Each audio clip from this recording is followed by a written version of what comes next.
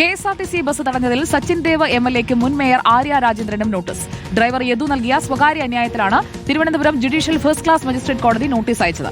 ഇരുവരെയും കുറ്റപത്രത്തിൽ നിന്ന് ഒഴിവാക്കിയതിനെതിരെയാണ് അന്യായം. ഹരിമോഹൻ നമുക്കൊപ്പം. ഹരിമോഹൻ, തദ്ദേശ തെരഞ്ഞെടുപ്പിന് തൊട്ടുമുൻപാണ് ഇരുവരെയും ഒഴിവാക്കി എന്നുള്ള വിവരം പുറത്തുവരുന്നത്. ഇപ്പോൾ യദു നിയമ നടപടിയുമായി മുന്നോട്ട് പോവുകയാണ്. ആര്യ രാജേന്ദ്രനെയും MLA സച്ചിൻ ദേവിനെയും ഒഴിവാക്കിയ നടപടിക്കെതിരെയാണ് KSRTC ഡ്രൈവറായിട്ടുള്ള Yadu judicial first class magistrate കോടതിയിൽ സ്വകാര്യ അന്യായം ഫയൽ ചെയ്തത്.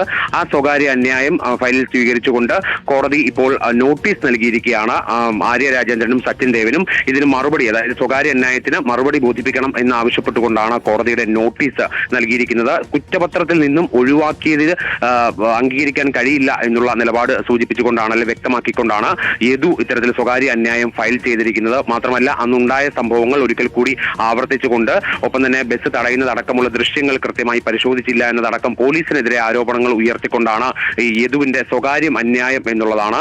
ഇതിൽ യദു നൽകിയിട്ടുള്ള മറ്റൊരു പരാതി കൂടി ഉണ്ടായി. ആ പരാതിയിന്മേൽ പോലീസ് തുടർ നടപടികൾ സ്വീകരിച്ചില്ല എന്നതടക്കമുള്ള ആരോപണങ്ങൾ കൂടി യദുവിന്റെ സ്വകാര്യ അന്യായത്തിലുണ്ട്. ഇതിൽ ഇനിയിപ്പോൾ കോടതി മറുപടി ലഭിക്കുന്ന മുറയ്ക്കായിരിക്കും ബാക്കി നടപടിക്രമങ്ങൾ പൂർത്തീകരിക്കുക. ഇതിനകത്ത് ഈ സ്വകാര്യ അന്യായമായതുകൊണ്ട് തന്നെ ഇതിനകത്ത് നേരിട്ട് വാദം തുടങ്ങുകയോ അത്തരത്തിലുള്ള നടപടിക്രമങ്ങളിലേക്ക് കടക്കുകയോ ചെയ്യാൻ സാധിക്കില്ല. ആദ്യം നോട്ടീസ് കൊടുക്കും. നോട്ടീസിന് ഈ ആര്യയും സച്ചിനും മറുപടി നൽകേണ്ടതുണ്ട്. അവർ ബോധിപ്പിക്കുന്ന മറുപടി അനുസരിച്ചായിരിക്കും തുടർ നടപടിക്രമങ്ങളിലേക്ക് കോടതി കടക്കുക. സുജയ. വിവരങ്ങൾ നൽകിയത് ഹരിമോഹൻ, തിരുവനന്തപുരത്ത് നിന്ന്.